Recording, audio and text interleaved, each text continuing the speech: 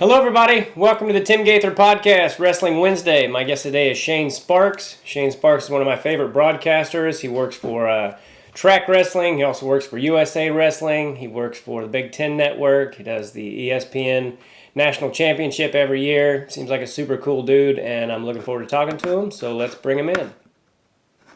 What's up, buddy? Hey, how you doing? I'm good. Can you hear me all right? I can. Can you hear me okay? Yeah, absolutely. Awesome. So where are you at, Tim? I'm in California. God dang it. What part? We live in, it's about 20 miles outside of Hollywood. So it's okay. little city called Lomita. It's close to Redondo Beach and all that stuff. Are you from there originally? No, I was born in Arkansas and I grew up in Kansas. And I lived in Kansas from the time I was 5 till the time I was 30. Okay. I think about 30, and then I moved out to LA for comedy. You love it? I love the weather. Yeah. Yeah, but growing up in the Midwest, it was a little. It's a little bit of a culture shock when you first get out here. You know, you when you're polite to people, people look at you like, "What do you want from me?" Yeah. How long you been in comedy for? I've been doing comedy for about 22 years, 20 for a living. So. Man, I got a pretty good friend of mine. I mean, there's a lot of comedians out there, but his name is Kevin Bozeman. I don't know if you've ever heard of him. Yeah, I know Kevin. Yeah, I know Kevin real well. I've known Okay. Kevin. God, I've probably known him close to 20 years already. But he just makes, he comes up to the Skyline Comedy Club in Appleton maybe once a year. So I didn't see him this last year. I think NCAA tournament was going on last year. I haven't seen him. It's been a couple of years now, but we're on Facebook and go back and forth a little bit. But it's pretty funny. Yeah, he's really funny. I worked with him. Gosh, I bet it's been 17 years since I worked with him. We did these. Okay. We did these one-nighters, and I think Fargo or something. But have you been to Wisconsin? I have. I've worked at the Skyline Comedy Cafe a couple times, and okay. I need to go back. I'm glad you said that actually, because it's one of my favorite rooms. It's one of those rooms that if you don't do well in there, you're probably not a very good comedian. Okay. Because it's just a really hot room. It's really great. So you're in Wisconsin right now, right? Yeah, live in Oshkosh. So yeah, pretty close to Appleton. But if you ever get up there, let me know. I will. Is it freezing up there right now? Yeah, you know what? It's we're supposed to get 5 to 6 inches of snow, I think, beginning this evening. So it's cold, but it hasn't been that bad. Yeah. I mean, it hasn't been that bad. I mean, it's cold, but it's not. It's not like it's freaking 40 below out. Yeah. Do you snowmobile at all? You know what? No interest. No interest. I seriously, I don't do anything outdoor. My youngest daughter is she'll be 10 here in a couple of months. I'm counting the days. I mean, I'm getting out of here. I mean, I think Wisconsin it's phenomenal from June 1st to November 1st. I'll put it up against anybody. It's beautiful. Summers are great. But the only thing that I seriously, and it works out great. The only thing I like about winter is I know it's wrestling season. Yeah. That's it. And I went to just a little hole-in-the-wall radio school in Phoenix, Arizona. And I would go to dual meets at Arizona State when it's 80 degrees. Yeah. And that was weird. As much as I don't like the cold and the snow, when it's wrestling season, it just feels right. Yeah. But other than that, if I never saw snow again, I'd be good. I'd be fine. Yeah. I mean, what's the weather? What's the temperature where you are today? Oh, well, it rained yesterday, which it rains about once every 2 years, it seems like. But it's usually almost always nice. I tell people all the time the weather's enough reason to move here and the traffic's enough reason to leave. So, yeah. That LA traffic that's something you have to experience to comprehend because it is crazy. Yeah, and when you first have to deal with it, I mean, I dated a girl when I first moved out here, and she would literally call me on her way to work crying, I can't do this anymore. Yeah, it's like anything else, the good with the bad, right? I mean, the best place I've ever been to is San Diego. That's the only place. I don't know if there's anything bad there, but then you could say, hey, the cost of living, if you're not Yeah. I mean, I won't be living there not in this life. Yeah, yeah. I work at the comedy store in La Jolla, and they have this, or they used to. I think they still do actually, but they had this condo that was right on the beach, and it almost was depressing when you had to leave because it was literally right out your door, like. So what led you to broadcasting in the first place? I mean, it was really something I just wanted to do since I was, 10, 11 years old. Okay. I mean, I love baseball. Baseball is my real first love, I would say, but obviously wrestled when I was younger, just loved the sport. So, I mean, I just love broadcasting. It was just really all I wanted to do. I mean, I used to, I remember when I was a little kid that we had a park down the road, and I would get to go there and do like PA. The people that ran the tournament let this, 10-year-old kid get on the PA, and I never, obviously when you're growing up, you want to be a baseball player, football player. You pretty quickly recognize that's not going to be the way. So next best thing is broadcasting, and I always say it feeds my soul. I love it. I mean, I absolutely love it because it gives you I think what I really appreciate about it is you feel like you're competing. I mean, you get those butterflies, the nerves, the preparation, and just like everything else, you have an opportunity, and you got to make the most of it. So that's really what I love about it. So was there one thing that, like, when you were a kid that made you, because as to know that young that's what you wanted to do, was there any one particular thing that was like, I want to do that? Like, did you see a broadcaster that made you want to do it or something? You know what? I love going to, baseball games and listening to the starting lineups. I mean, I think that was where it was like, man, this is so cool. And I've done plenty of PA work, but I don't have that, Jason Bryan booming low voice. I mean, I don't have that. But I just kind of like the pageantry of it, I think. I mean, I used to love watching the All-Star game. I can remember being a little kid. My mom liked baseball, and I can remember being probably 8 years old, and they'd be doing the starting lineups for the All-Star game, and I would pretty much do it right along with the guy doing it. And, players would tip their hat, and I just loved the show. I just love the show, but I'm not exactly sure if there was a moment. I mean, I do remember, and I can't tell you a lot, Tim, from 10 minutes ago, and then I can tell you something random from like 1987. Yeah, me too. But one thing I'll never forget is I went to a Brewer-Tiger game at the old Milwaukee County Stadium. It was a Wednesday afternoon, and I believe it was in 1987, so I'm 11 years old. And I had a paper out at that time, and my whole room was decked out baseball. And I'd buy pennants. And I remember they were like $3 a pop, okay? So I had paper out money, and I think I bought like 8 of them. So being an 11-year-old kid, you drop 20 some bucks at the baseball stadium, I get all these pennants. So I remember, I mean, that was heading into the stadium. I was excited to buy this. But I remember getting out. I'm a pretty emotional, passionate guy. And I remember getting out of the car and staring at County Stadium. I was just like staring kind of in my own world, like imagining what it would be like to someday get to do that for a living. Yeah. And my mom looked at me and she's like, oh, what are you doing? And I can remember being a little bit choked up. And I said, this is what I want to do someday in some capacity. And it was a great thing. One thing that I will always appreciate about my mom and dad was they just never, the expectation was like, you do what you want to do. And I'll never forget her being like, yep, that's what you're going to do.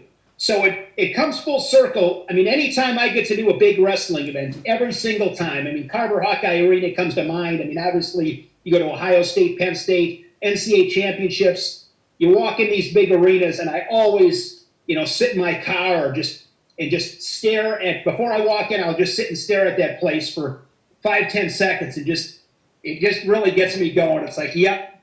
I think for me, it's just a real level set on how fortunate I am. I mean, this is, I think you have goals and aspirations of wanting to do this stuff, but I don't know if you really ever believe it. Really, right. You know what I mean? Sure. Like, I hope I get to do this, but I've been just gotten to do some really cool events, but I always make sure I, pause before I go into one of those venues. And I remember being that 11-year-old kid that was dying to do this, and just how fortunate I am. Yeah, I love that. That's great, man. I'm not a big baseball fan, but I like watching the World Series because I love the commentators. That can totally make or break a ball game sure. if there's good commentators. And even when I was a kid and didn't really like baseball that much, I would sit and watch Braves games because I can't remember who the announcers were, but I enjoy it. Yeah, it was very calm. Pete Van Wieren, Don Sutton. That's my favorite team growing up. Still is. That's my favorite team. Okay. Yeah, there was something very I had kind of a chaotic childhood, but there was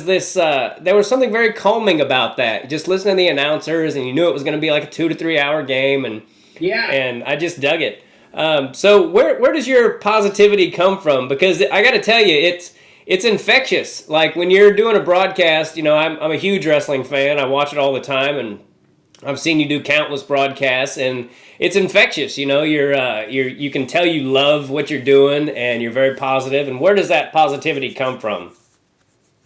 Born with it? That's a really good question. I guess I never really thought about it. I think, man, I'm pretty genuine. I mean, I love what I do. I mean, you nailed it right in the head. I love this stuff. Like I love broadcasting. I mean, I love it. I would do it for free probably, just because it's so much fun. But just getting to be, I guess I would say this: you'd be just as excited. I mean, when you think about, why wouldn't I be excited? I mean, you get to do the biggest wrestling matches in the country on the biggest stage. I mean, talk NCAA Division I wrestling, Big Ten wrestling. Knowing the sport growing up, and that adds, I think, an added excitement to it. I love doing it, and I think anybody else would love doing it too. It's like, how can you not be excited about this? This is a ton of fun. I mean, the people you get to meet, the conference calls with the coaches where you kind of find out the inside scoop. And I would say another big part of it is wrestling coaches are just so awesome. Yeah. I mean, I can, with all due respect to Nick Saban, my guess is that if I texted him right now, I don't have his number one, but if I did, he's probably not getting back to me. Yeah. I don't know if there's a coach, and it's not because it's me. They'll do this to anybody. They're just so accommodating. They understand the sport and how you got to promote the sport and grow the sport. I mean, I'll give you a crazy, crazy story. Okay. So I used to do a sports talk show in Appleton, Wisconsin. So Packers, was obviously the main thing. And I loved doing that. It was a lot of fun. But I loved wrestling, and this is going back to 2007. I started a wrestling website called BadgerStateWrestling.com. We did tons of events, video website.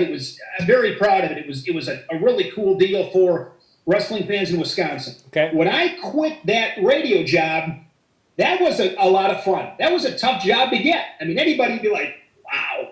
And I remember when I left that job, the station manager at that time said, wait a minute, Shane, you're leaving this to do something with like high school wrestling? And I'm like, I got this covered, okay? So a couple weeks after that, we're getting ready to launch this website, and the first guest we're going to have on the show is Dan Gable. He's going to be our very first interview. So I'm in Appleton, and it was a Tuesday afternoon, and I met a friend of mine who's a golf pro. I'm at his golf course. Okay. And I'm like, okay, the interview is at 4:00. Want to be prepared. So I'm like, all right, told my friend, you got to get rolling. Good seeing you. And I'm driving to Appleton, heading back towards Oshkosh where I live. And I get this phone number that I don't recognize. So I take the call, and it's Dan Gable. Wow. And he called me because he wanted to confirm that we were still on for that interview. And it was at that moment where, at least with that business venture, I'm like, I did the right thing. Yeah. I mean, that just speaks to, I think, how wrestling is. People help each other out. Nobody big times you. I mean, everybody, it's just, I think that the people are what really, and I'm sure you can say this for a lot of sports, but I think the people in this sport are just we're cut from a different cloth, no doubt about it. Yeah, I agree with you. I did, I had Tom Ryan on my podcast recently, And I did the regional training center a benefit for Greg Warren and I and Sure. another guy did an RTC benefit for him. And he was so grateful for us doing it that he asked me if I was going to the Olympic trials, and I didn't have any plans to. Well, he got me tickets, and then he goes, "You can stay in my room if you want."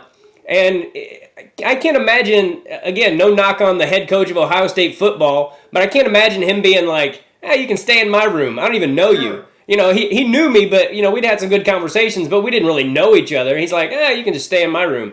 And Yeah. it was just, and it wasn't really that, you know, we weren't in there together very long. I mean, he was gone most of the time, but just the fact that he did it, I was just like, this is the head coach of the national championship team. And he's asking me, you know, you can just stay in my room. It won't, you know, it won't cost you anything. And Yeah, so they're great. I mean, if somebody said to me, really, hey Shane, for every bad thing you can say about a Big Ten wrestling coach, we'll give you $1 million. Like $1 million. I mean, heck, you got to come up with a couple.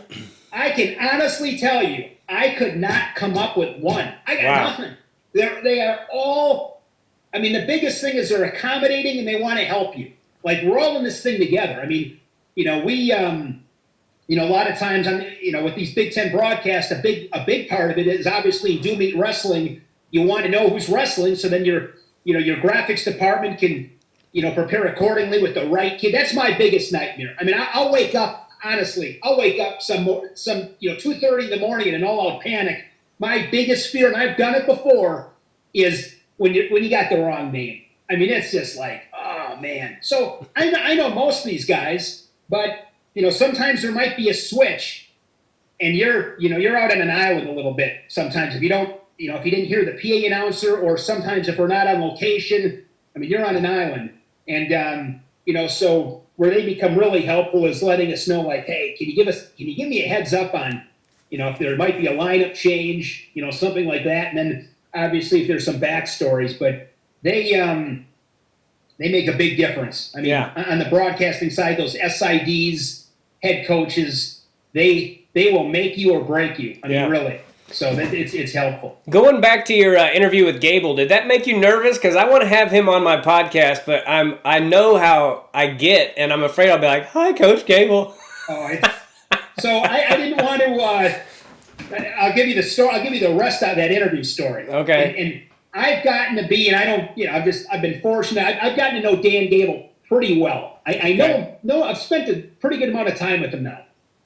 So at that time I hadn't. And I remember, and this is what really makes it cool, is 1992 Big Ten Championships, Madison, Wisconsin. I had just gotten my driver's license the week before. I'm a sophomore in high school. I love wrestling. And to this day, I think the 92 Big Tens, that will always to me be the best. That was just loaded Big Ten finals like they always are. Yeah. I was, high school kid, and you look up to these guys, and I can remember, being like the concourse area at the old field house, and there's Dan Gable, like the head coach of the Hawkeyes, like watching a match, not being in a corner, but you could just feel the tension. It's like, wow. I mean, you just look at it, it's like, this is the man. Yeah. So I get back to my house, and we're going to do the interview. And this is where I learned a lesson about details. I'm very well prepared. I'm ready to roll. And I call up Coach Gable for the interview, and his wife, Kathy, answers. And again, made me feel, it's one of those things, and it's so true in life. Like, how people make you feel is everything. Like, when I always think, like, the most unbelievable people are the ones that it's like Cal Ripken in baseball. Yeah. Like, Cal Ripken was so special. He could have gotten away with being a dink. But he didn't. It's like, if Cal Ripken treats people like this, then everybody else below him, you sure the hell better treat everybody that good. Yeah. Right? So, and I think that's like with anything, when the top echelon of people are great human beings and treat everybody well, like, everybody should fall in line. So anyways, the way that Dan Gable made me feel, first, when he confirmed the interview, like he's calling, like, are you kidding me? You're calling me up? Like, you don't owe me anything. I mean, I'm thankful you're going to do the interview, and now you're going the extra mile and confirming it, like crazy. Yeah. So then I call up his wife, Kathy answers, and she goes, yeah, Dan's expecting your call. Let me turn off our call. Let me make sure the call waiting is turned off. So now I'm just kind of like, God, this is so freaking cool. Like, I can't believe this is really crazy. So I did my intro was, I wanted to have this little intro, and I wanted to name off credentials. So I'm not getting this right, but you'll get the point. It was like, 2-time high school state champion, 3-time NCAA champion, as a coach, 25 Big Ten, like whatever it was like blah, blah. And it was like, I'm like building it up. And I remember saying, he's simply known as Gable. Okay? And Dan Gable goes, wow, what an intro. And I am in my basement, and I'm all alone. He can't see me because it's audio only, and I literally am like, I'm so fired up. I'm so fired up.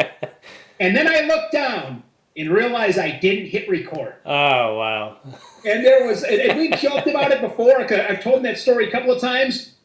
There was no way in hell I was going to redo it. So if you go back, and I don't know where that interview is these days. It's probably floating around out there somewhere. But if you listen to it now, I have to do joining us now is Dan Gable, blah, blah, blah. Like never made it. So that was a moment where it's like, yeah, every little detail matters. But he's awesome. Give him he does so much for the sport. Yeah. And that guy does so much for wrestling. Obviously, he has for a long time, continues to. He's a special guy. And his wife is great. His daughters and their husbands are, a lot of fun. So he'll always be the man to me. Yeah. It is what it is. Yeah, I remember being like 11 years old and being in 6th grade and them asking who my idol was or something, and I was like, Dan Gable, And it's funny that you say that about the record, because I had Barry Davis on, and I recorded on an iPad, and because Zoom sometimes the audio can be spotty, so I recorded on my iPad and then sync it up if I have to. And when I was talking to Barry Davis, we've been talking for like 16 minutes, and he made me feel really comfortable, and I was having a great conversation. I looked down, and I hadn't hit record on there, and I was like, damn it. You won't meet a better human being than Barry Davis. Oh, I agree. You will not. I mean, that guy is, he's, Barry texted on Christmas like he always does. He's, the biggest compliment I would give Barry Davis is this, and it's when you really think about it, it's like, wow, that's pretty powerful. Obviously Barry is a longtime coach at Wisconsin, so I've done quite a bit with Barry. He let me stay in his hotel room. I believe it was 2011 NCAA championships in Philadelphia. Wow. I stayed with him in his room. He let me stay in his room with him, and I remember that semifinal night, 3 Badgers lost. Graf got beat. I think Andrew Howe might have got beat, and Trevor Brandville. Those 3 guys. And I'll never forget, I'm going back into this hotel room. It's probably not the best mood, right? It was a bad night. Trevor Brandville, I think, gave up a takedown with 20 seconds left. It was rough. So I walk into the room, and Barry's in his bed, and the lights are out. And I'm like, okay, this is good. I'm gonna sneak into the bed, sneak into my bed, and there won't be any conversation, which is good. And all of a sudden, I'm getting into my bed, and I hear Barry go, "Can't let him get to your legs." It's like, then we turned the light on, we talked for a while. But the biggest compliment I would give Barry Davis, and you talk about a mean guy on the mat. That guy, I believe he's got more wins than anybody in Hawkeye history. So we're talking about one of the all-time greats at one of the top programs in college wrestling history. When I think about Barry Davis now, I don't think about Barry Davis the wrestler. I just don't. I think about Barry Davis like, oh, God, Barry's just like the coolest guy ever. He's such a nice guy.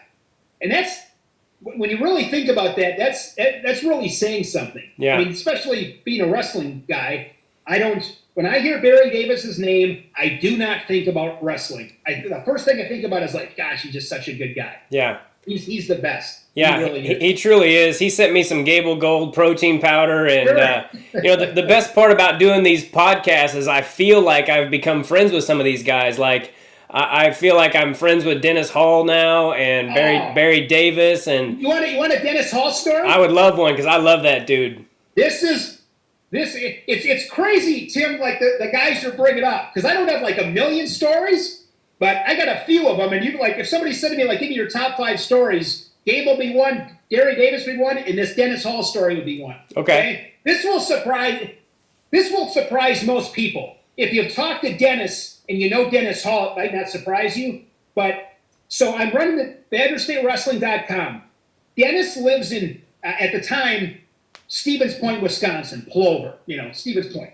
So I'm going to go talk to Dennis because I want to see if he wants to be an advertiser for his World Gold Wrestling training on Badger State Wrestling. Okay. So I had crossed paths with Dennis before, never talked to him. It might have been a, hi, that was it.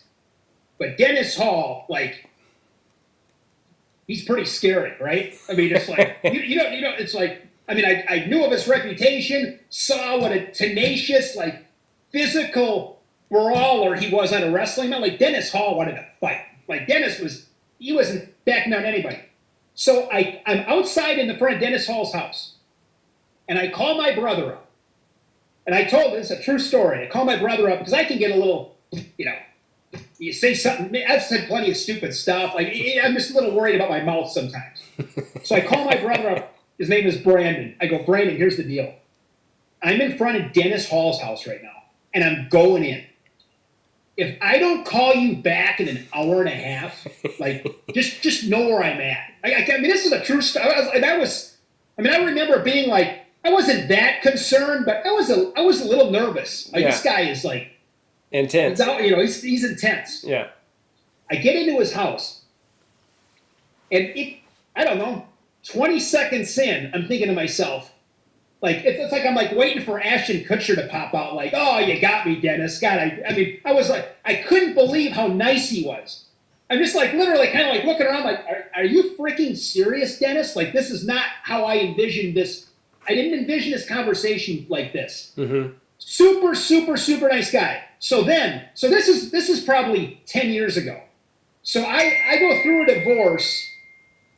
divorce 7 years ago. Okay. And I'm hurt. Like, I was in rough shape. Okay. I mean, it's hard, like, for most people. And I will never forget, I had 2 guys that reached out to me. One of them didn't surprise me, and that was Barry Davis. Barry would call, check in, Shane, how you doing? The other guy, I remember answering the phone, talking to him, and he wanted to know how I was doing. And I can still vividly remember this. I'm standing up in my living room, and I literally I got dizzy because I was so, like, I couldn't believe it. And it was Dennis Hall. Wow. Like, if you know wrestling people and said, hey, who's the guy that's going to be there? And I didn't know him that well. I could have Alzheimer's at like 90 years old. I will never, ever, ever forget Dennis Hall. Like, that meant everything to me. And yeah. I'll take a bullet for Dennis. I was just going to say, if Dennis needs somebody in the back alley, I'd be the first guy there. Dennis will never need anybody in the back alley. He'll handle himself. Yeah, he's a monster, dude. I'm going to call him when we're done with this podcast because I've been telling him I'm going to call him, and I feel bad I haven't gotten around to it yet. I've got a 2-year-old. And I've got Tell him I said hi. What's that? Tell him I said hello. I definitely will. He's just a monster, and that match he had with, gosh dang it, Paulson at the 2004 Olympic trials was unbelievable. Before we did the podcast, I watched the match, and I got tears in my eyes watching it, and I was like, that's what makes me, because I get nervous before I do just about anything when it comes to wrestling or comedy or anything. Sure. And when I'm grateful, I'm not as nervous. And after I watched that match, I was like, I'm getting ready to talk to that guy. I'm going to talk to Dennis Hall. And now, I consider him a friend. And Barry Davis and Teague Moore, and I could go down the list. There's just so many guys that I feel like I could genuinely call and be like, hey, about anything, just about. Sure. And so that's been the coolest thing for me. Did you wrestle? You know what I did? I started in first grade. Okay. And I'll looking back at it now, that was in March of 1983. I was 7 years old. It was in Fond du Lac, Wisconsin, at the old Goodrich High School. And I often think about it. I'm like, man, little did I know as a 7-year-old kid that day. Man, I would probably say top 5 impactful day in my life. I mean, my kids being born, that's gonna be right after that, no question. I mean, who would have ever thought, right? I mean, I never in a million years would have ever anticipated the impact that this sport would have on me. So I started in first grade, wrestled through high school, was a decent high school wrestler in the private school division. I took third as a junior, second as a senior.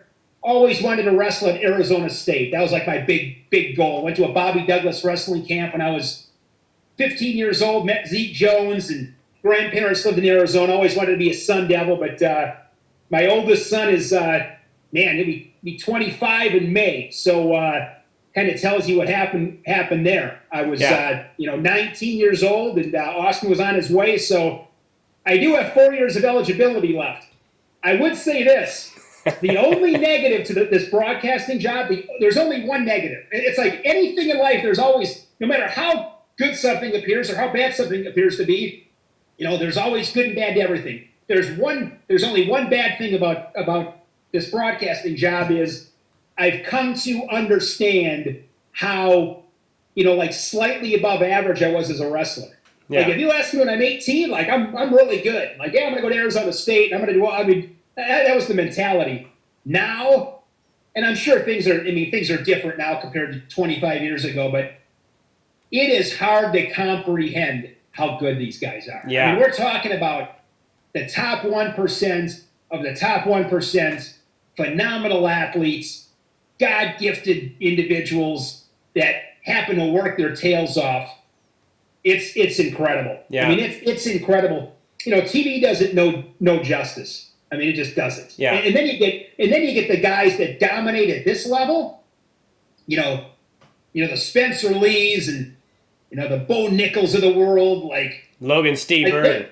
Logan Stieber. They make a mockery of it. I mean, it's like Aaron Rodgers playing quarterback for the Packers. It's not that easy. Yeah. Like beating other guys in the Big Ten by 10 to 15 points, like that's crazy. I know. It's crazy. I know. Some of these guys are. Spencer Lee and Logan Stieber, those guys make it look like they're at a kids tournament. I'm like, and I know how freaking good those guys are that they're turning like tops.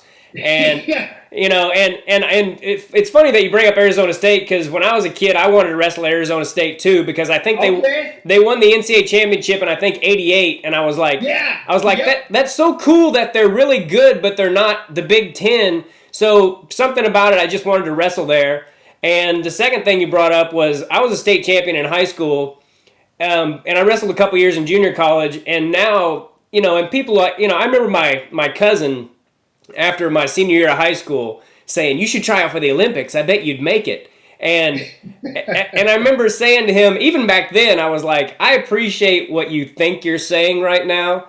But Sure. I couldn't score a point on those guys to save my life. And he looked at me like, "What are you talking about? You're an undefeated state champion." I'm like, that doesn't mean anything. I mean, these guys are there's levels to this, Oh, yeah. And Yep. then the casual observer, the casual fan doesn't get that. So while I'm proud of that state championship, I realize that in the big picture of it all, Yeah, but you know what, though, Tim, you bring up a really good point. I'm going to go on a little rant if I can. Sure. So, I think where a lot of people miss the boat is, like you just mentioned, there's levels. Okay. To me, the biggest, you're out in California. To me, the biggest travesty in high school athletics, I mean, it's horrible, is that California has one state champion. Yeah. To me, and here's where I'm going to explain. And again, you can argue both sides of this, but so I wrestled in high school. I was in the private school division, small division, not a ton of talent, okay? But the stuff I got to experience, like wrestling for a state title in that division, you know how cool that was? Yeah. Like I felt like I was Chad Zappo. I mean, that was my favorite college wrestler. That impacted me. That journey that season, the commitment, the dedication, like the disciplined lifestyle. I did everything right. Like, I'm very proud of that. Nobody else knows that. Nobody knows that stuff and nobody cares, and that's fine. But what it meant to me and the impact that it's had on my life, it was incredible. I mean, it was awesome. Yeah. It's high school athletics. Why would you not give that experience to as many kids as you can? Yeah. Like, California, one state champ, and then some people can argue, and I get this, I just don't happen to agree with it at the high school level. Like, I think maybe Georgia and Virginia have like 6 or 7 divisions maybe. I know they have a bunch of divisions. It's like, well, the talent's watered down. Who cares? Yeah. Like, then you go to Fargo, right? That's where you want to figure out who's like the best in the country, go to Fargo, the Iron Man, Beast of the East, some of these, these big time tournaments. But I've just always thought that people, like you just said before, that high school championship, I'll bet that's something you're proud of, as you should be. You'll never forget it. And the impact that it's had on your life. I mean, you and I are sitting here talking wrestling right now, a couple of old guys talking wrestling I mean, it's just, I think that's where people just miss the boat on this sport. It's too much about, let's figure out who the best guy is. Like, at its core, high school sports is supposed to give kids a good experience and, teach you life lessons. Yeah. And that's what it's about. Because you know what the other reality? So I live in Wisconsin. I've done the Wisconsin State High School Tournament broadcast for probably 10 years. Okay? If you ask me, all right, Shane, the last 10 years, name off all the state champions in Wisconsin you can name off. I'll give you a handful. I might be able to give you 10. I'm not going to be able to give you a ton of them. Yeah. So it's kind of like, again, not to discount it, but it's just not that important to the overall. Like, people don't remember that stuff, but you remember it. Yeah. So if you get to talk to the people, I just think I know there's probably a lot to it, but the fact they have one state tournament, I know it's a great tournament and talent and this and that. I think California is missing the boat, like, big time. I think they're really missing the boat. Yeah. The high school state tournament. Yeah, there's a lot of talent out there. I've been to the tournament a couple times. I won mine in Kansas. Okay. And there was 4 divisions, 4 I think total. Yeah, 4. But as far as like being a state champion and like was I the best in all the divisions? I'm not sure, but I beat everyone they put in front of me, and I looked at it like, well, I can walk into any 6A school in the state and be their varsity guy. That's Sure. That's how I looked at it, and it changed my life. Like, I went to, I wrestled for a couple years. I didn't plan on wrestling in college, and I was like, well, if you're going to go to college, that's the only way you're going to be able to go. And I met some great friends, and everything that happens in your life. Like, sometimes I think about, I wish I would have just walked on to somewhere like Iowa and just to see how good I could have got, And I just read Tom Ryan's book, and he talked about how when he went to Iowa and he thought he was good in his first practice, how he just got decimated, and he was crying in his car, literally, he couldn't stop crying. But I sometimes, so whenever I lament about that stuff and wish I would have done things differently or whatever, I'm like, well, everything in your life brings you to the point you're at. And like you said, if I had done anything different, I wouldn't have the wife I have. I wouldn't have the son I have. I wouldn't be sitting here talking to you about wrestling. That's how you have to look at life, I think, because otherwise it'll drive you crazy. I think, too,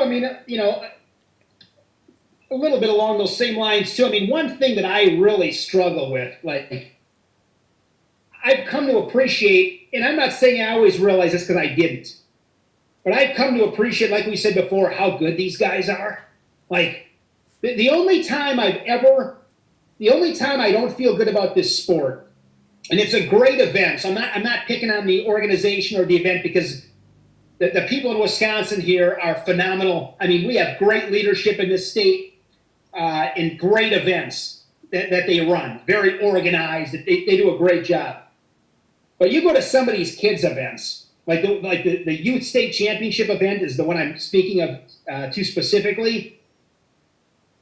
And I haven't been to it in a number of years, but it's the only day I walk out of a wrestling event and think, man, I don't know if I like this anymore. Like it's just because of these, these parents. I mean, the expectations are so like crazy. Like you said before, like, yeah, you can make the Olympics. Like it's like you said, like, yeah, I appreciate that, but not happening. And, yeah. and I think it's, these parents again is, focusing on the winning and getting Johnny a scholarship or getting their daughter a scholarship. Like you are missing the boat. Like this, and I'm proud of this. I think I'm a pretty good example of it. I didn't even wrestle in college. I love this sport. Like this sport has impacted me immensely. And Dan Gable, I remember Dan Gable talking about this once upon a time in some setting. Like life is hard. Like life's hard. Mm-hmm. Marriage is hard. Work is hard. Being a father's hard. Being a brother or sister, you're going to get those little family squabbles probably from time to time. Like that stuff is hard. Like wrestling is hard. I don't know if I could go back and do it again, Tim, I would have enjoyed it more. Yeah. I did not enjoy it as much as I should have. I, again, was probably a little too more focused on the outcome. Yeah. And if I could go back and do it again, that's one thing I think Penn State and a lot of these, a lot of programs preach this, but Penn State comes to mind, obviously, and it helps when you got the talent they have. But like, just enjoy yourself. Yeah. And I just wish more people would focus on the process and not worrying about getting so and so a Division I scholarship, because less than 1%, take high school athletes to Division I, less than 1%. I would say if you were at a wrestling tournament with 100 kids and you were number 2, I'd say you're pretty good. Yeah. You're not good enough. I mean, think about that. Like, you're not good enough. Yeah. So, just a couple rants. No, I love it, and I totally agree. And I had something I was going to say about that, and I forgot it already. Yeah, I wish I would have enjoyed it more, too, as far, I knew a lot of good kids growing up that didn't even make it to high school. Their parents burned them out so bad, yeah. And that to me was sad, because there were kids that were like 3 or 4 time state champs, and by the time they got to high school, they're like, I don't want to do this anymore. Like, Yeah. And it's too bad. It's too bad. I mean, you only have so much. I mean, I've always just kind of believed you got so much. It's like I remember being a little kid. My mom was not mom and dad, more my mom was like, can we get a soda? No. Can we get a soda? No. Like, you didn't get soda. So when you got a can, which was pretty rare, it was like they give you the soda and like, you're only getting one. You can chug that thing right now and be done in 10 seconds if you want to. Or you can, enjoy it the next hour, whatever you want to do. But I look at that a little bit like with youth athletics. Like, you got a can of soda. You want to burn them out at 8 years old and win 8-year-old state titles that nobody cares about. If you want to do that, it makes you feel good as a dad, like, do it. But the can of Coke's going to be gone when he's 9. Yeah. So, do what you want to. Yeah. But, that's you got to make it fun. I mean, I've always thought this, Tim, someday if I can win the lottery, I'm going to put these events on. I'm going to put these big wrestling events on, and it's going to be that mom and dad come, and then they leave. No parents allowed. We don't need them. We don't need them there. Yeah. And it's going to be a bunch of wrestling mats, kids wrestling positions. Maybe we'll do some matches, but it's just going to be fun. Then what we're going to do is we're going to have a big screen, and we're going to watch a movie, play some dodgeball, bring in some pizza and ice cream. Yeah. Send the kids home. And mom and dad, did you have fun? I hope they have fun. And then you develop a love for the sport, but it's a process for sure. Yeah, my dad, he didn't realize what he was doing, I don't think, but he put way too much emphasis on the winning way too young. I remember wrestling, I weighed 52 pounds my first year. That was my first weight class. And him being like, you could make 49. You only weigh 50. You could make 49 by the morning. So at 7 years old, it was like this thing that it shouldn't have been, and I was so focused on the winning that even in high school when I was, I could have been a lot more dominant, but I just wanted to make sure I won. Like, I'd get my 5-point lead and then I just kind of sit on it, and if I had a magic wand and I could redo it, and I would just see how good I could have gotten at wrestling, because I had a lot of talent that I didn't use. I had my moves that worked and all that stuff, and you can't do it over. But I do have a 2-year-old, and I don't know if he'll be into wrestling or want to do it, but if he is, I'm just going to encourage him to have fun with it, and it's not going to be about cutting weight. And I just see how good you can get and score as many points as you can. And if you lose and you tried as hard as you could, then I used to run before my wife even got pregnant, before we were even married. And I would think about having a boy, and I would think about him wrestling, but it wasn't about him winning. I would think about him losing and me telling him I loved him anyway. And it would make it would make me cry when I was running. I'd be, tears. Just thinking about, and again, my dad wasn't trying to do the things he did, but now I know, and that's life. Every generation is supposed to get better. This is what my parents did that didn't work, and yeah. I mean, you bring up a really good point too. Like, a really good point is there's a difference between winning and getting better. Yeah. So, when I look back to my senior year of high school, I was cutting a bunch of weight, and it's like, and I don't even like talking about it 25 years later, because it's just, why do you cut weight? Because you don't trust yourself. Because you're afraid. I mean, I think I'm speaking for most people. People don't want to admit it, but that's why. So, when I was a freshman in high school, I weighed 82 pounds. And I wrestled 103. Okay. So I'd have to drink 6 pounds of water, 6 to 8 pounds of water. I was like 82 pounds. I have to drink 6 to 8 pounds of water. And I'd go out there and just get rolled. Like, I'm giving up 20-some pounds. Like, it wasn't good. Yeah. My junior year, I weighed 92. My junior year, I weighed 102. Now my senior year, I'm about 115.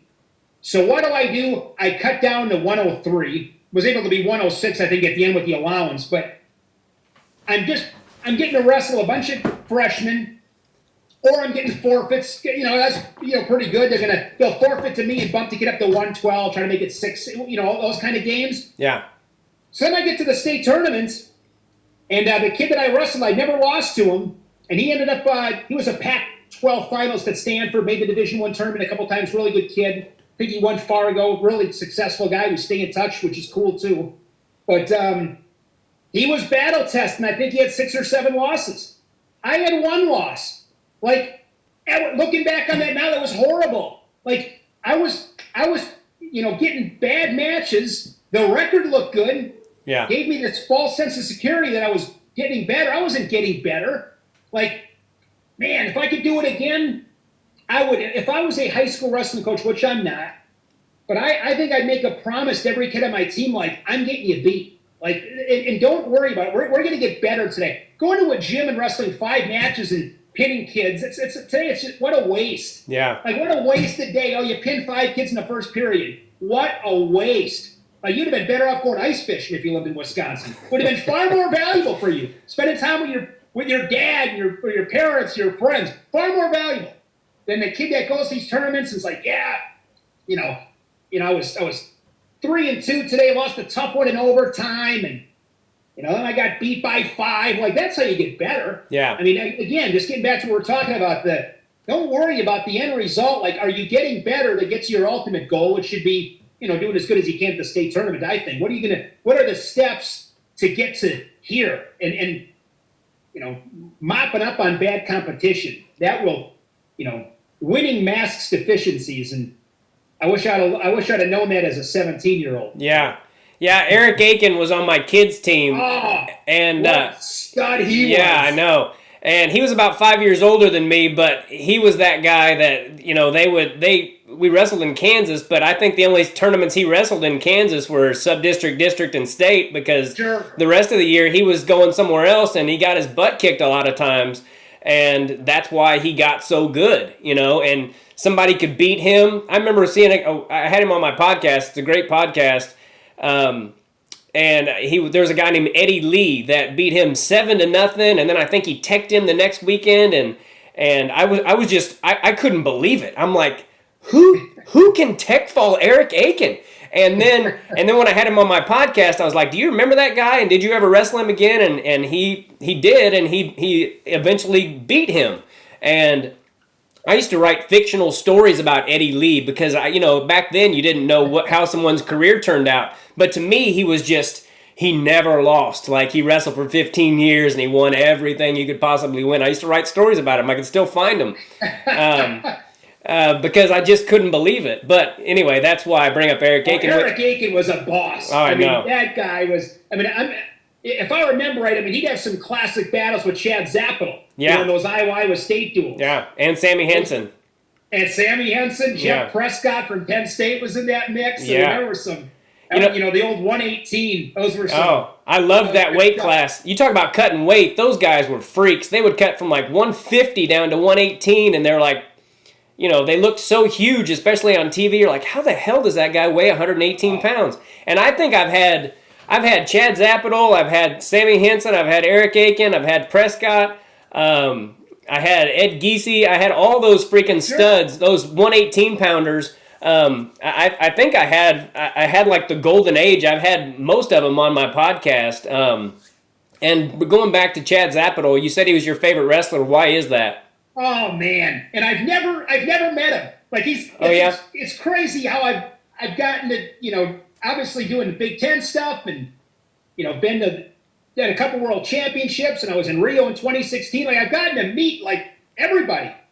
But the one guy I've never met's my favorite guy, Chad Zappital from Iowa. Again, going back to the '92 Big Tens, those guys are just like when you're in like 5th or 6th grade, you look at those high school kids from your local community, and you think they're like the best thing ever. They're like superheroes to you. Yeah. So when we get to high school, you look at the college kids, and they're superheroes to you. And I can remember Madison, Wisconsin, 1992, and there's Chad Zappital and his, in the Iowa sweat, the sweatpants, like warm-ups, and I can remember he was like getting ready for a match, and I'm like probably within 10 feet of him, and like I just remember he probably looked up at me like, who the hell is this kid like staring at me? Because I thought I was looking at Superman, and I just remember like making eye contact with him and just thinking like, oh man. And then he goes out there and has an awesome Big Ten final with Matt Hanuki. And Matt Hanuki was I believe the first 4-time individual state champion from Wisconsin. He was from Pittsfield, Wisconsin. Okay. And then he was a 4-time All-American at Wisconsin. But him and, he's always a guy, him and Zappital. I think that match went to overtime. So I was just a huge Zappital fan. And the one story I'll always remember with him is, this is 1991, 92. We don't have cell phones. There's no internet. Like, you got results from the paper. Yeah. And I remember, I think I was it's so long ago. God, now we're going back almost 30 years. Crazy.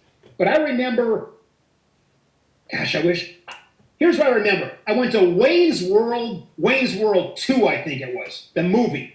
And it was in Oshkosh, where I live now. But I grew up in a town called Ripon, Wisconsin, which is 20 miles away from Oshkosh. Okay. So I go to Wayne's World 2, and I drive back to the Dairy Queen where I worked at. And the Oshkosh Northwestern paper did a pretty good job with wrestling results. So I know it's obviously over with because it was the night before, the day before. This is a Sunday that I'm talking about now. And I go back to that Dairy Queen, and I can remember like making a beeline for the Oshkosh Northwestern because I wanted to see how Zappital did. And I'll never forget like opening the paper, and I might not be exact on my stats here, but it was like Jeff Prescott, Penn State, and whatever that score was, and it wasn't good. I mean, it was like you beat him up good. I think it was 14-0. I was going to say 14-2, but it was it was bad. I mean, Prescott tilt. I mean, he was a freaking hammer. Yeah. But I just remember like my throat like dropping into my gut, like man, but I've never met him. I had Kyle Klingman sent me his phone number, so one of these days I'm just gonna give him a random call and be like, Chad, I gotta meet you. Like, you ever come to Iowa for a duel? Like, let me take you out to lunch. Like, Chad Zappital was, and he's a lower weight guy. I was a lower weight guy, and what a stud. And it was funny. So a couple of weeks ago, I was looking around the internet, and I came across a video of Tom Brands versus Chad Zapital in an Iowa high school state final. Yeah. So you think about those guys: Chad Zapital, Terry Brands, Tom Brands. Being teammates at Iowa. He wrestled both of them. Early teams. I'm sorry, I didn't mean to interrupt you, but he wrestled both of them. He wrestled Tom and Terry. He did in the state finals.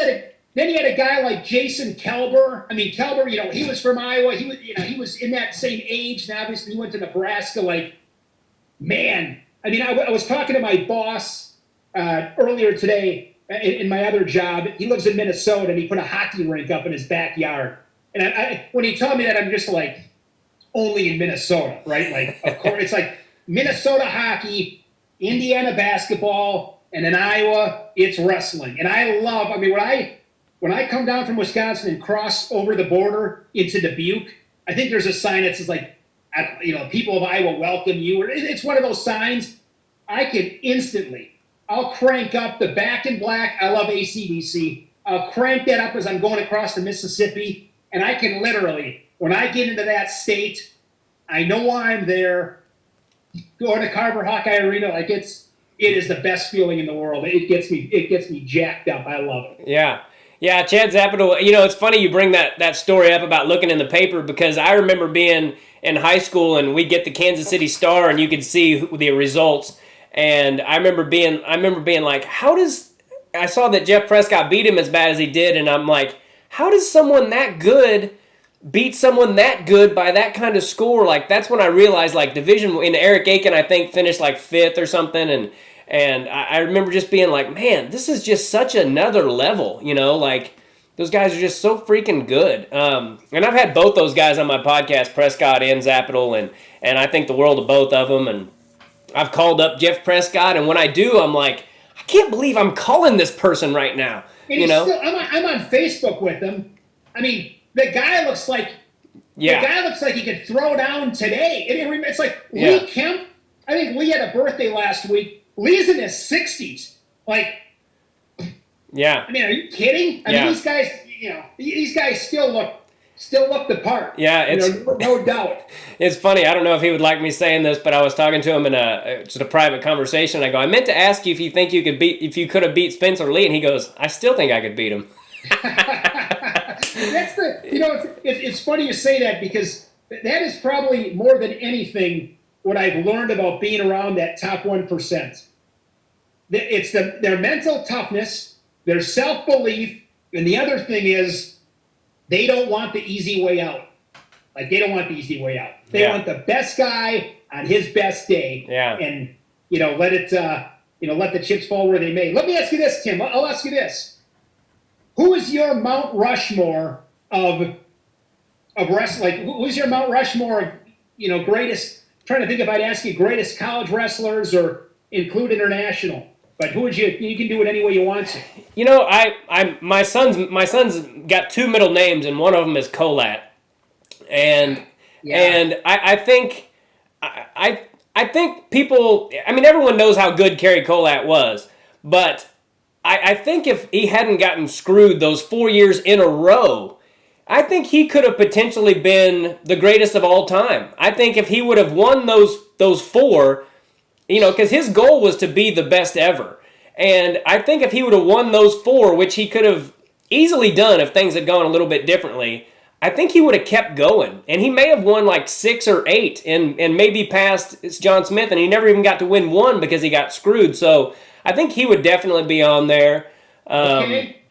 Obviously Burrows, because of what he's done internationally and everything. But Kerry Colat is always, he's just this, when you were talking about Zapital, it made me think of when I was a senior in high school. We went to the national duels, and I saw Kerry Colat, and he was just feet from me. And I remember him getting a Sprite out of the machine, and I remember thinking, Kerry Colat drinks Sprite, That's funny. And then he also did the most amazing thing I've ever seen anyone do on a wrestling mat. He hit a low level on Babak Mohammadine, and he literally, his chest may have been that far off the mat, and it was the quickest thing I've ever seen. He got down just that close to the mat, snatched his ankle, and was up on his feet. And I remember grabbing my teammate and being like, "Did you see that?" And him being like, "What?" And I'm like, "I've never seen anything like that." It was freaking amazing. So it definitely him. And, yeah. So that was a long-winded answer for your question, but he would definitely be on there for me. I was always amazed that he ever lost a wrestling match ever. It was just, or that anyone could ride him. I think if he had any weakness, it was that sometimes he could be ridden. But he was amazing to me. And the fact that he part of the reason I named my son after him was because he kept coming back to compete at that level, even though they kept screwing him. They just kept screwing him. And 4 years in a row he got screwed. It was just like, man.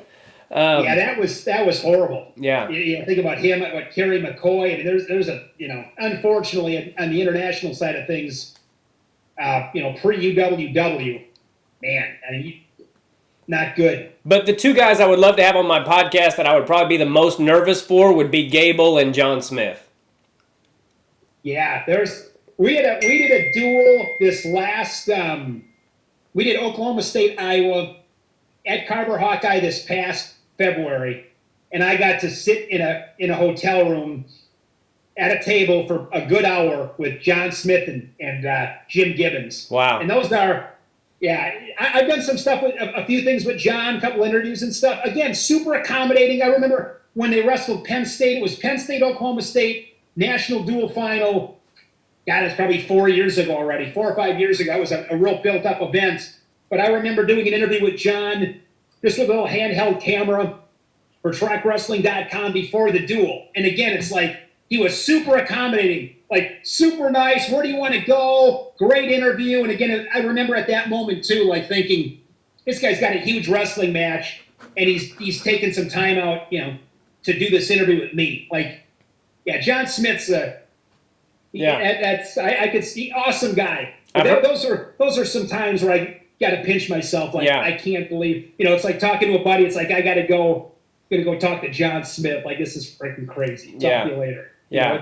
Yeah. I've heard both awesome guys. Should have them on. I'm gonna try. Teague Moore said he could hook me up with John Smith, and I'm sure Barry Davis, if anybody would be able to hook me up with him. So I also wanted to ask you about broadcasting school. Like, I've done a couple of Big Ten events. I did a couple of duels with J.D. Bergman. I did one duel with J.D. Bergman, and I did another one with a student, but they're both for Ohio State that Coach Ryan hooked me up with. Okay. And it's definitely a different muscle, like I know a lot about wrestling and I know a lot about stats and this and that. But when I did that, I was very conscious of how awkward I felt or I seemed. So what do they teach you in broadcasting school, like in a nutshell? Man, Tim, I'm just going to give you my experience, okay? So I always wanted to be in broadcasting. I wanted to go to Arizona State to Walter Cronkite. Okay. That was always the goal. Then I'm going to be a dad. So that completely pushes that off. So with Austin, my oldest son, I was an assistant manager at a Walgreens drugstore. When he went to kindergarten, I'm like, my moment in knowing I was going to do what I was going to do was I worked for a car dealership. And I started there in like January of 2001. I sold Jeeps. Okay. And I was there for 6 months. I was the salesman of the month every month. So I loved it when you'd walk in and have a plaque of salesman of the month. I was the only name on the plaque because I'm competitive. Okay. And I'll never forget, it was a Thursday night, and I sold 3 cars that day. So I don't remember what kind of money I made that day, but it was good. And I'm 25 years old, 24, 25 years old. And I'll never forget, man, heck, I'm driving a BMW. I got my own house. Like, I'm doing well. Life is pretty well. But I'm not happy. Like, I'm not inspired. I'm just like, I always wanted to be in broadcasting. So I sat outside in this, sat in my car, and I remember just sitting there. I just, like, stared out the window and just sat there. And I'm like, you just sold 3 cars today. You made X amount of money, whatever it was, and you're like miserable. Like, you hate this. And I did hate it. I mean, it was valuable and I appreciate it, but I didn't like it. Being a little harsh there. But Yeah. next day I called up, I Googled like Arizona radio schools or something like that. And the first one that popped up, the guy that answers the phone was a guy named Jeremy Nicolato. Jeremy and I are good friends to this day. I go to this radio school, and what did I learn there? If I'm being real honest, Tim, I didn't learn a lot there, but it confirmed what my belief was. And my belief was, it's who you know. Yeah. That was my belief. So I went there, met some incredible contacts that got me different places. But if I'm being real honest, Tim, I've never had a day of TV training in my life, and I don't really know what I'm doing. like seriously. I mean, there's times where I'm doing stuff, Tim, and I don't think that this is probably the first time I've ever shared this publicly. But it reminds me of like there's different cameras. Like, I'm afraid to ask which one to look at because they'll look at me like, didn't they teach you this on the first day of school? And it's kind of like I don't know what I'm doing, but I stayed at the Holiday Inn Express last night. Like, that's how those commercials making me laugh because I'm like, I don't know what I'm doing. But I think what's been confirmed to me is you got to know people. Like, I'm not arrogant enough to think like nobody else could do this. No, that's not true. Everybody's replaceable. I love what I do. I'd like to think I do a good job. If the Big Ten Network did not have me on, I'd like to think people might be like, oh yeah, Sparks was good. We miss him. But they don't. The show goes on. Like, the show goes on. There's a lot of people that could do what I do. I mean, I really believe that. Yeah. It just, the opportunities haven't been presented to them for whatever reason. And, the other big thing with that, Tim, is, and this is probably what I take the most pride in for sure, when you get an opportunity on those big stages, you got to be decent. Like, I mean, you got to have some talent and you got to have something. Yeah. Okay? But I think another very important thing that gets lost is just don't be a dink. Like, be nice, be kind, treat people.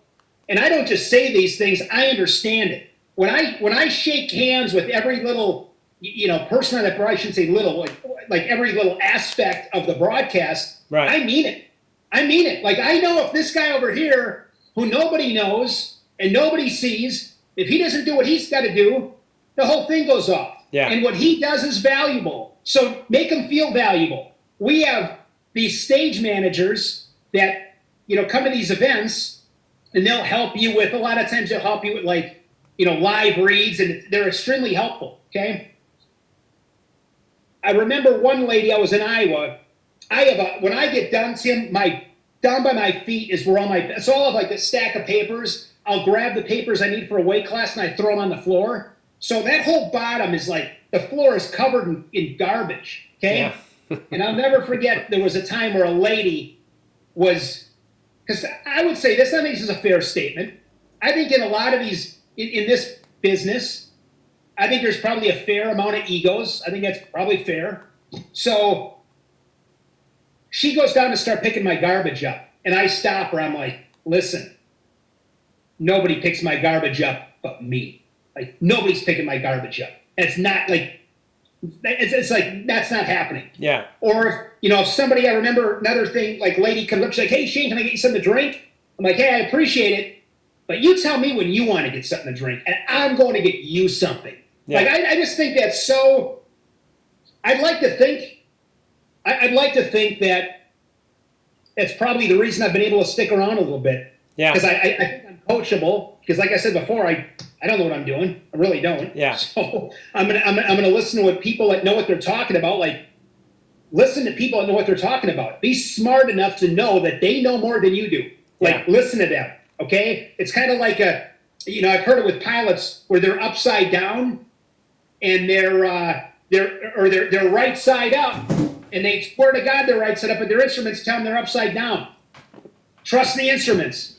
Like, trust the people that know what they're doing. Trust your instruments. And the other thing is just being nice. Yeah. I think being nice can do a lot for people. Yeah. So Long answer to your question. I'm sure I learned some things at radio school, but that was more of a DJ type deal. I've DJ'd a little bit, but it wasn't my goal. So I think more than anything, it confirmed what I thought was the case. Meet as many people as you can. You can never have too many friends. Be polite, be kind, and don't think you're better than anybody else. Because when you start thinking that, enjoy it, because your days are limited, because nobody wants to be around people like that. Yeah. Nobody. Yeah, it goes a long way. I work at all these clubs, and sometimes the waitresses will be like, "You're so nice," and I go, "Aren't all comedians nice?" And they go, "No." A lot of them aren't nice. Isn't that crazy? Yeah. Get over yourself. Yeah. Seriously. It makes me sad, and it makes us all look bad. I'm like, and when it comes down to a booker being like, who should we have? Should we have this guy or this guy? They'll be like, oh, I like Tim Gaither. He's nice to me. Yeah. I mean, that's it. Like, this stuff isn't that complicated. Yeah. Just be nice. It kind of reminds me of, I love the scene in Roadhouse with Patrick Swayze. I mean, anytime you come home at 1 a.m., it's on TBS. I mean, it's like 3 weekends a month. But I love that scene with Patrick Swayze, Dalton, when he's like, he's having a team meeting with his team, and he's like, if somebody does this, you do this, but be nice. And then if they do this, then you do this and that, but you be nice. And if then they do this, you do this, that, and this, but be nice. Like, at the end of the day, I always tell my kids, I got 4 words. I don't have a ton of little lectures, but I got a couple. And one of them is 4 words. If you know these 4 words, you'll be fine. Be kind, be normal. That's it. Be kind, be normal. You got nothing to worry about. You'll be fine. Yeah. Yeah, absolutely. It goes a long way, and that's something my mom, instilled in me. I just wrote her a letter for Christmas, and that was one of the things I told her, was that she taught us to be nice to everybody and to stick up for people that, got picked on and all that kind of stuff. And people remember that. I told this story to Barry Davis, and he loved it. When I was in 8th grade, this girl, she was a little heavier, and she got picked on all the time, and she said I stood up for her one day in class, and this kid was being mean to her. And she told me 25 years later, she emailed me, and she was like, you saved my life. I was considering suicide and all this other stuff, and I was a good wrestler then, and I stood up for her in front of the whole class. And she said from that day on, nobody picked on her anymore because they were afraid Tim Gaither was going to kick their ass. Isn't that incredible, though? Like, it's incredible that, little did you know at that time the impact you're making. And that's an incredible story, Tim. And that, the other thing, too, we talked about, like, great, wrestling, like what it's supposed to do. When you look at, like, the best wrestlers and best football players, best basketball players, whatever it might be, like, they set the culture for that team. And sometimes, depending how, big of a star they are in the school, they set the tone for a school. Yeah. Like I said before, I mean, on a wrestling team, the 3-time state champ, if he's awesome to everybody, like, I'll give you a great story, Tim. So Andy Hamilton on track wrestling, probably it's going to be first quarter here in 2021, is doing this. I mean, Andy Hamilton, I got a ton of respect for him. I just think he's amazing journalist, writer. He's doing a whole, like, wrestling campaign and all these different things on growing wrestling. And he told me it's the most extensive piece he's ever done. Okay. In that story, he tells me he talked to Sammy Sasso's head wrestling coach. And I can't remember if Sammy Sasso, God, did he go to, like, Nazareth or Bethlehem, Pennsylvania? I mean, he's a Pennsylvania kid. I wish I could remember exactly what high school he went to. But anyways, that coach has something, and I might not be exact on this, but I'll be close. Like, every day they spotlight a kid. So they bring a kid up, and they have everybody on the team go around and say something say something nice about other teammates. And there was a freshman in high school that stands up, and he's up there, and it's his turn to go around, and he's got to talk about everybody. And he got to Sammy Sasso, and he said, Sammy says hi to me every day when he sees me in the hallway. Like, that's what I'm talking about. Yeah. Like, that's how you grow wrestling, make it a good experience. And hats off to Sammy Sasso. Like, that's how it's done. Yeah. And when you got a guy like that, that's up here, that sets the attitude and the way we treat people, it trickles down. And that's how you build what I think is the most overused word there is culture. Because everybody likes to throw that word around, but if you're ever in a place that actually has that super solid culture, yeah, that is a game changer. But I love that story. And I love, that's awesome that you did that for her, because you're right. She'll never forget it. It's just a really cool deal. Yeah, she said that to me all the time. She was like, you were one of the few people that would say hi to me in the hallway and all that kind of stuff. And it seems like such a little thing, and it is, but it goes a long way. And, it's amazing to me when people aren't like that. Like, I know a comic that I won't say his name, but he was like, I don't have to be nice to the wait staff. They're there to bring me drinks. And I'm like, dude, I can't believe those words came out of your mouth and you're not kidding. And here's what that guy doesn't know. Okay, you should be nice anyways. But I would say this. That whoever it is, the waiter, the waitress, the bartender, whatever it is, how do you know that this isn't their second job? And not that this matters, but it's just like people like look down on people for whatever reason. Like, hey, maybe that guy's going to med school, and in 20 years from now, he's going to come up with some, this day and age, some awesome vaccine or cure cancer. Like everybody, you know what, Tim? This isn't, and you see these videos and stuff like that. Every single person on this planet, can do extraordinary things that you don't know about. Like, I don't know you, Tim. You might be a great singer. I have no idea. It's everybody. Like, no matter, like, homeless, somebody's homeless down in their luck, like they're looking for that one big break, like I said before, that opportunity.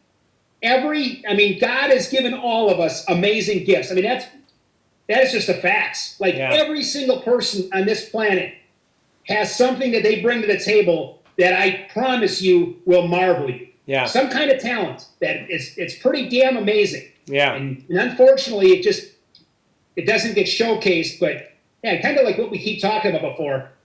Those are the kind of people that need to be punched in the face. Yeah. Like, seriously. Yeah. Like, come on, man. I have this theory that we're all tiny extensions of God, and which means we all have something special inside of us. And sure, it depends on the parents and all that stuff to bring it out in you, but we all have something. And sure. when you tap into that, you're limitless. There are things you can, we are so, there's so much more to us than we often allow ourselves to tap into, and we're so much stronger than we realize we are if we really put the effort into it. And we all have another gear that most of us never even get into, and myself included. And that seems to be that's my goal in life, is to find all those things and to milk them for all they're worth. Yep. Going back to wrestling, who's the best wrestler that you've ever seen? Man, who's the best wrestler I've ever seen? Man, that's a good question. For me, and again, I can't help but not let the way they treat me matter, because it does matter, because I think there's awesome people. Yeah. Jordan Burrows and Kyle Snyder come to mind, one too. Yeah. I remember the coolest thing I've ever gotten to do in this sport was 2017 World Championships. I was in the tunnel. There were Snyder, Sajalayev, and me. Oh, wow. Us three, right, in this little area. It wasn't a big area. It was us three. That was freaking nuts. Yeah. Sajalayev, Snyder, and me. That was the coolest thing I've ever gotten to do. Snyder goes out and beats him. United States wins the team title. I got to go to the USA party. That was in Paris, France. Burrows won gold that year as well. Jordan Burrows is my favorite quote. I think he got, I don't remember if it was when he got beat by Sargouche. One of those world championships. This is where I'm always fascinated by what makes these guys up here. Like, what is it? I know that most of them probably have a lot of things, but it's just like you try to learn that stuff, pick up on it, like what makes these guys up here. And for Jordan Burrows, I remember watching an interview with him, World Championships, and he got beat. And which obviously for him doesn't happen often. But I think it was like he hurt his ankle or he had some kind of injury. Yeah. And somebody in the mix zone like brought it up like, Jordan, and they went to the injury, and he stops them like dead in their tracks. And he goes, no. Being healthy is part of being great.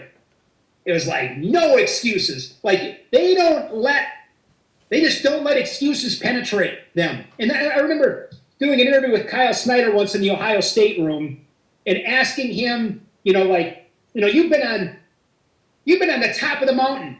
That phenomenal match with Gwizdowski, one of the greatest heavyweight NCAA championships ever. He beat Saj Alive in Paris to win a world title for himself. I think that was what was that? 15, 16, 17, I think, something like that. I mean, to beat Saj Alive at that time with those circumstances, unbelievable. Yeah. But then, with Kyle Snyder, then this interview was after he got pinned by Saj Alive at the Worlds. And of course, he's wrestling Kyvan Gatz in his freshman year, and he gets pinned by Kyvan Gatz. Kyle Snyder has been here and here. Right, as far as like some of these matches, and I asked him a question about that, and I just remember his answer. I wish I remembered the exact question, but his answer was like, "How do you deal with how do you deal with that?" He's like, "It's just not like what have you learned about those epic defeats?" And it was just like, life is great. It's okay. Like I think his exact answer was, "It's not that bad." Yeah. Like it's not that big. It's not that bad. And I just think Snyder's perspective. He's 20 years younger than I am, and I'm very proud of my kids. I got great kids. I've always said Kyle Snyder. When I started dealing with him, let's say he's 18, 19 years old. Like he is such an unbelievable human being. Yeah. That you walk away and feel like you're a failure. It's like you feel like a failure yourself, and you're thinking to yourself and I love my kids. So but it's like you walk away and you're like, man, I didn't parent my kids like this. Yeah. like they don't have this perspective. He's just, so those guys come to mind. I just think they're awesome people and obviously great wrestlers. And I think those two have just done a ton for the sport. I mean, Burrows really came onto the scene at a time when USA Freestyle Wrestling was struggling. Yeah. And Burrows is he's on my top 5 man crush list for sure. I mean, he's just I appreciate fashion. He always looks good. He's a stud. Beautiful family. His wife Lauren is awesome. They're good people. And I'm fired up for Burrows and Dake at the trials. If in fact that match goes down, there's obviously other guys in that mix too. And one thing you understand at this level is you overlook anybody or you bring your A- game. Yeah, you're right for the picking. And anything can happen in this sport, as we all know. Yeah, I've met Snyder and Burrows, and I had Seth Gross on my podcast. And after I got done with the Seth Gross podcast, I was like, I hope my son grows up to be like him. Yeah, he's the, and I say this, having daughters, he's the kind of kid you just pray, please God, have my daughter come home with this kind of guy. Yeah, please. Seth's a great story too because he's a good example like all of us. I mean, it hasn't always been smooth sailing for him. Sometimes you get knocked down. I mean, I've talked about it a couple of times. I wanted to wrestle. I was 19. Austin's been an awesome blessing in my life, but at the same time, was it a good decision? You got to make good decisions, and bad decisions have consequences, and you can't pick them. But you got to. We all make mistakes. We all fall short. It really is how do you bounce back? Yeah. How do you make a positive out of different things? Yeah, Gross he's a great story and obviously a great wrestler. There's been some good ones. I mean, Bo Nickel. That Penn State crew over the years with David Taylor. Gosh, there's been so many. Bo Nickel, Jason Nolf,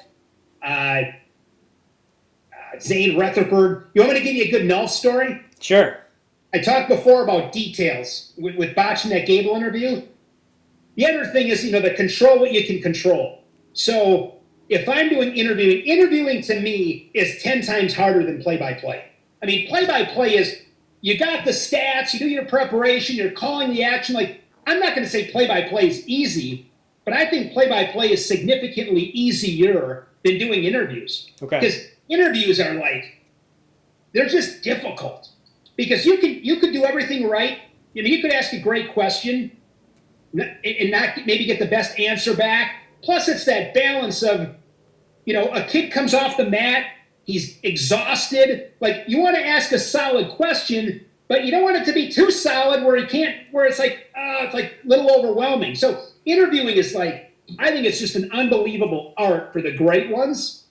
But so for the most part, when I'm doing interviews with people, I don't wing much. It's just kind of my style. It's a little bit more mechanical, maybe. It's just kind of my approach to it.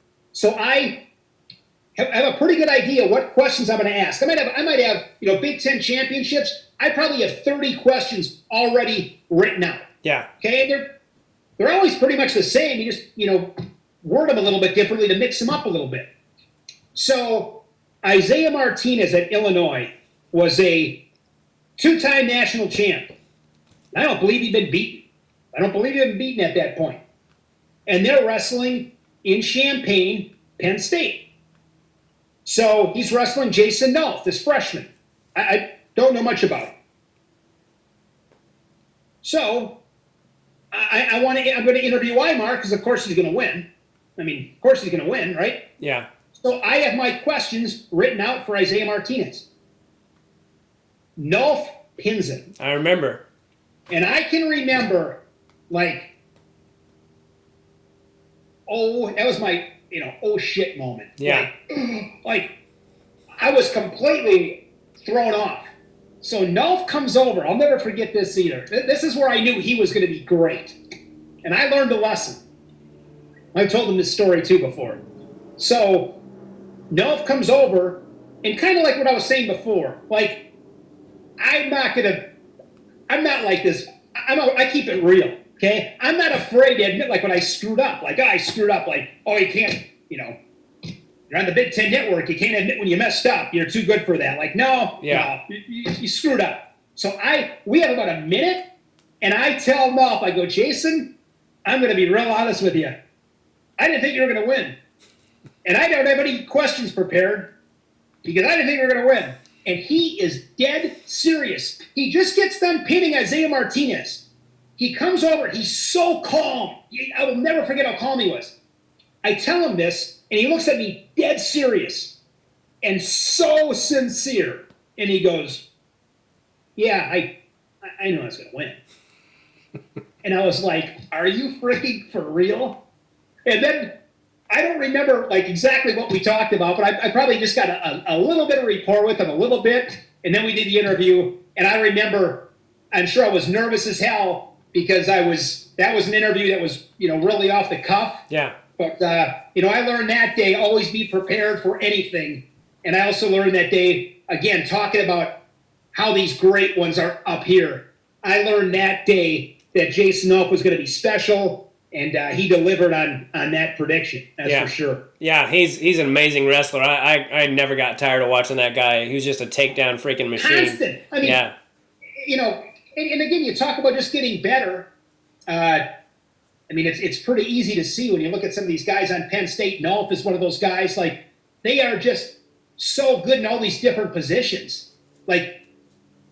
It's kind of like a gymnast. You think Simone Biles just got to this place without falling down a trillion times? Right. And bumps and bruises? Nolf, I'm sure, wasn't, just, again, getting better, testing yourself, getting better, putting yourself in positions where you got to learn and you're not maybe very good in the beginning. Although, that guy's again, he's crazy. But, He's another one of those guys that 74 kilograms that, people are kind of forgetting about. And, I guarantee he's been working his butt off, So I'm looking forward. It's crazy. I'm looking forward to the trial. One of 6 guys. 6 people make that Olympic team. 6. Yeah.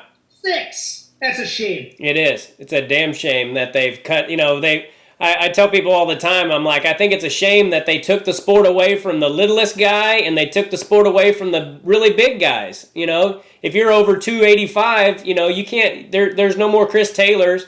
And, Sure. you know, there's no more Tim Vannies or, you know, all those 5-pounders that were just, those guys were so great to watch. Barry, gosh, what's his name? The Bobby Weaver, you know, the 84 sure. Olympic champion. You know, those guys, they don't have a weight class anymore. And I think that's just, you know, wrestling is supposed to be a sport for everybody. And so anyway, that's a whole nother thing. But it's hard. I mean, those guys got decisions to make where it's, you know, 20-pound difference. Yeah. And at that level, you can't give up that kind of weight. No. Yeah. You can't. I mean, you just can't. I mean, I feel bad for those guys that are, you know, in those, you know, in kind of no man's land when it comes to, you know, picking a weight class. But John Reeder's the perfect example. That guy probably could have been a world champion, but he didn't have a damn weight class. John Reeder with the best wrestling photo maybe of all time. Yeah, I know. You know, when he had the head wrapped up, and I mean that is the look of a gladiator right there. And he's another guy, man. I mean, they don't get much better than him. I mean, he's just such a super nice guy. Yeah. You know, it makes you wonder. It's like, how can these guys be such ass kickers on the mat and then just be super normal? Yeah.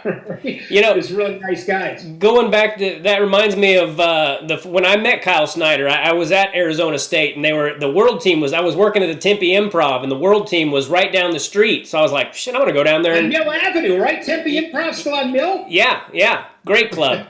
And I like, they're training on walking distance from my hotel. So I walked down there and met Kyle Snyder, and he was like 17 at the time. He was already a junior world champ. But I was so struck by how nice he was to me. I was like, I went up and got his autograph, and he was like, so where are you from? And I was sitting there thinking, like, why does this kid care where I'm from? But he genuinely did. He genuinely cared where I was from and what I was doing there.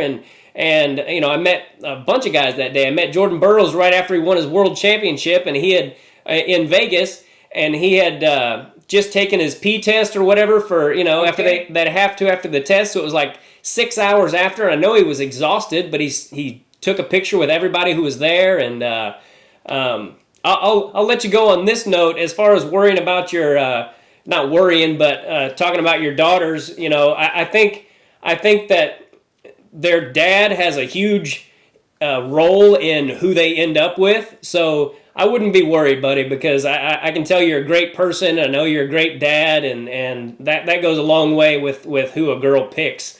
You know, I'm no expert, but I know enough to know that.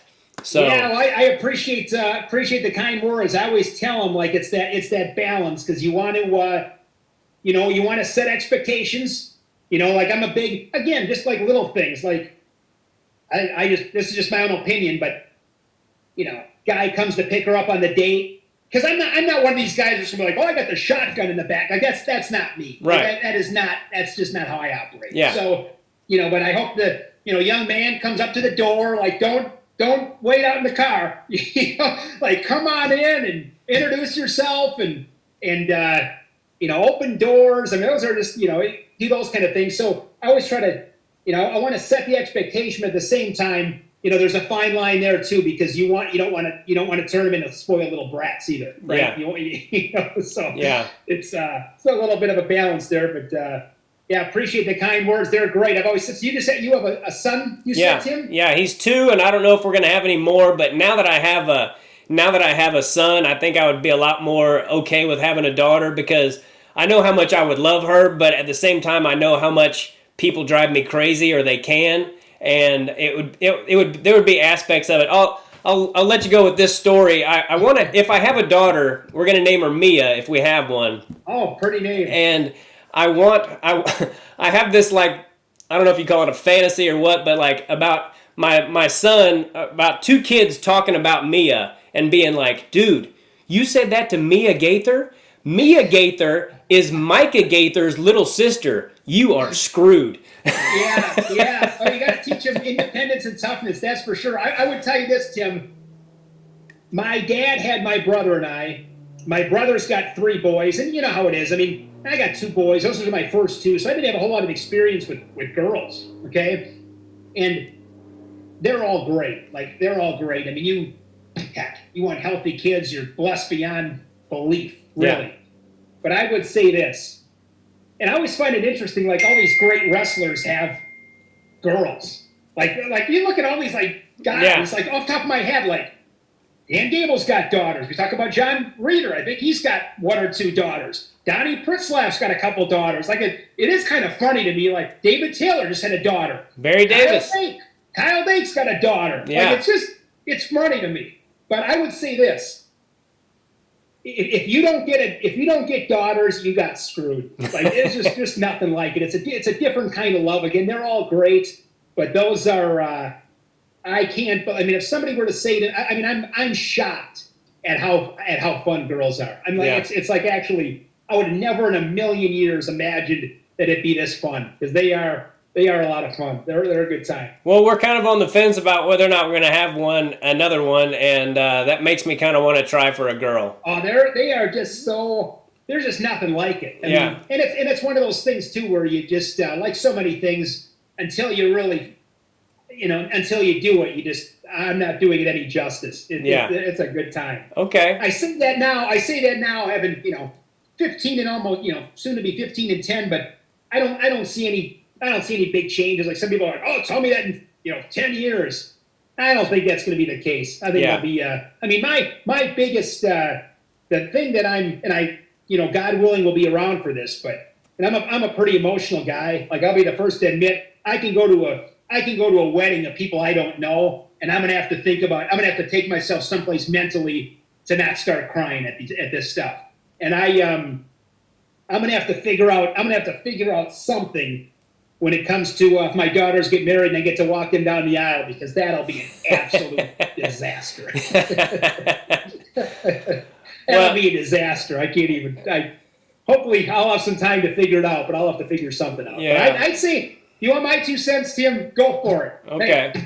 Hey, I'd go for it. Kids are fun. Cool, man. Well, I appreciate it. And I can't tell you how much I've enjoyed talking to you, and I could probably talk to you all day long, but I know you probably got things to do, and I got a couple things to do, but I can't tell you how much I've enjoyed talking to you, and hope to talk to you again, because there's so much to talk about. When you start talking to somebody that loves wrestling and they are familiar with all the things going on, you can just go in a million different directions, and we didn't even scratch the surface of all the stuff we could have talked about. So I'll have to have you again on sometime, and maybe after the NCAA championships or something, we'll do it again.